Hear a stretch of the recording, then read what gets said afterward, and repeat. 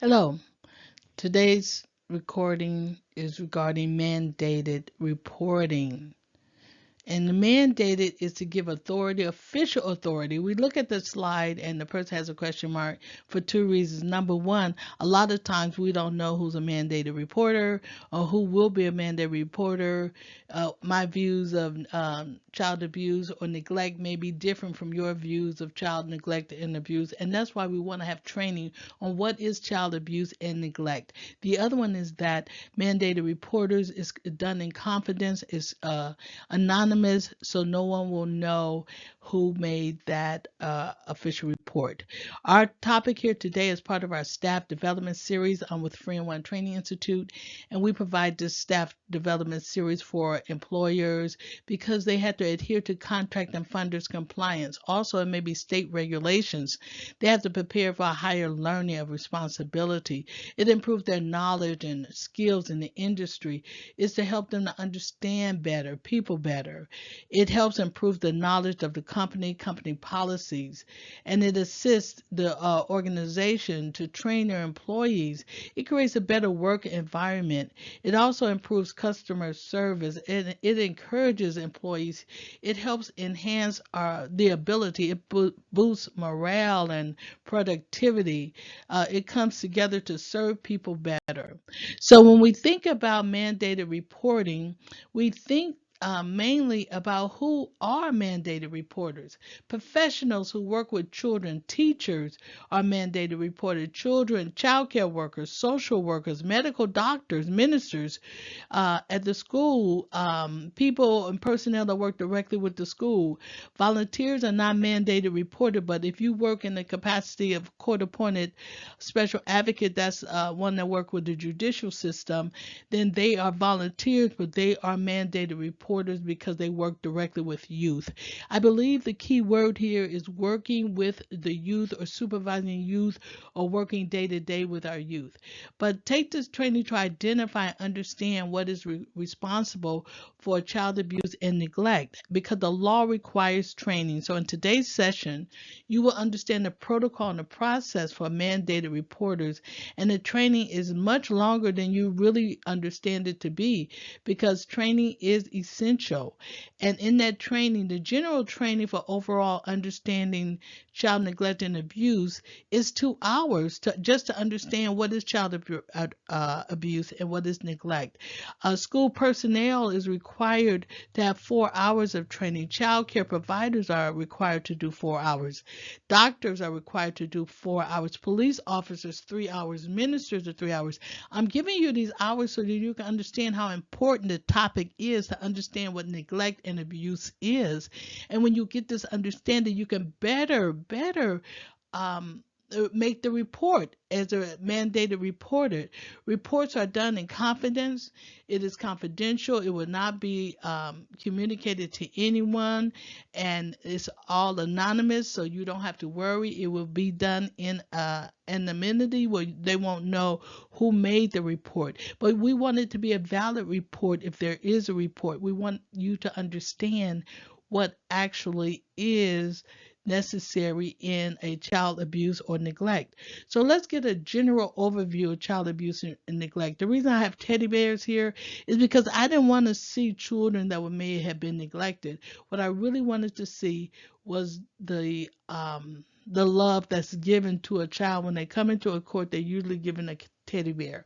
So as we understand California law, and it defined that a minor that is deprived of the necessity of food and clothing and shelter, it applies to a parent or a caregiver. And you have to understand that ongoing failure to meet the needs, the basic needs, failure to meet the basic need of a child is a problem. And the basic need of a child is common in child abuse, leaving them unattended when they're hungry, dirty, unsafe, or alone. But you have to understand the key word here, ongoing failure. Ongoing failure to provide. That means that that child is neglected. Four types of child neglect is physical, medical, educational, and emotional. These 4 types does not show love, and that's my little I love you teddy bear.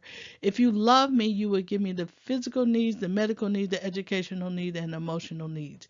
Now, we were all raised in different environments, and we was not given a handbook on how to be the best parent.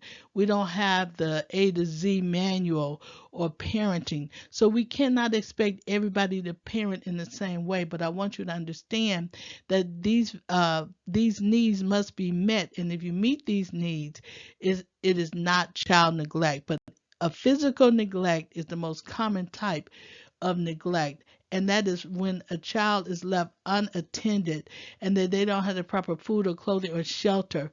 That means that there is a problem of neglect. So I'm not asking you how you said how can I help? I'm not asking you to be the doctor, the counselor, the babysitter. I'm not asking you to be a codependent. This is not your role. But you can help. And the way you help is that you can get involved in collaborative efforts with maybe the team, a child focused approach for a more collaborative relationship where you may know somebody who is not giving their child what they need to give them, but they can definitely take a parenting class. Maybe you can refer that to a case manager that says this person need a parenting class. It may help them to be a better parent. Maybe they don't know what to do. So, but if you think about the child focused approach, also if you work in an organization that you could talk to your managers, your supervisors, try to do those things to collaborate with other professionals. Maybe there's a social worker that you can work with, and maybe that can help determine what the person needs. But what you could do for yourself, is take the necessary training to understand what neglect and abuse looks like. Neglect is a big problem in our country, but non-emergency child abuse you have available. You can report, and you can report it to the Children Department of Children and Family Services. There's my little teddy bear, and he's kind of hurt. And DC, they have a non-emergency online system where you can just log into reportchildabusela.org. I'll leave that on the screen for a few moments so that you can take advantage of reporting it to the Department of Children and Family Services, and it's an online system, and they have, when you log in, they also have a video that you can look at that'll help you understand how to fill in the boxes of the information. But it's called CARES. But also May, when I do this video, it's still the month of May for me. Maybe it's not May for you, but I wanted you to know that May is Mental Health Awareness Month. In the month of May, there's a lot of things happening in the month of May. There's Mother's Day, there's Cinco de Mayo, there's a lot of things happening. But it is a National Mental Health Awareness Month, and this particular month, the campaign is Take a Moment. I want you to take a moment.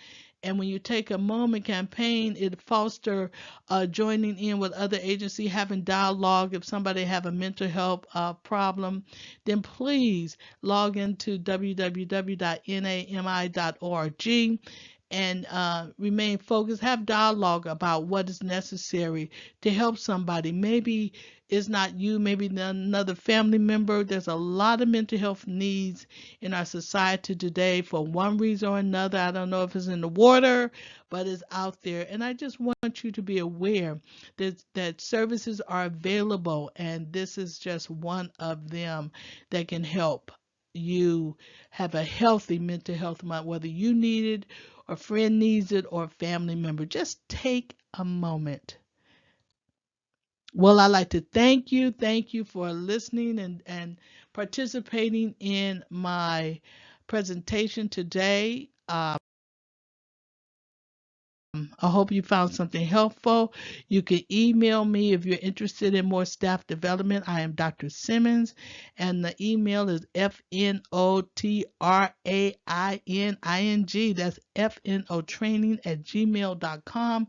The FNO is free and one training. We provide staff development training to several corporations, nonprofit agencies.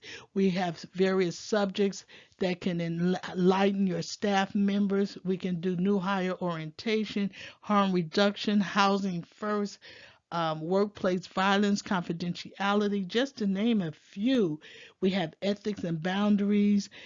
We just have several different topics we can discuss and cater to your needs and your corporation needs. Well, thank you for letting me share. I hope to see you soon. Thank you for letting me be of service. Have a great and wonderful day. I'm Dr. Simmons.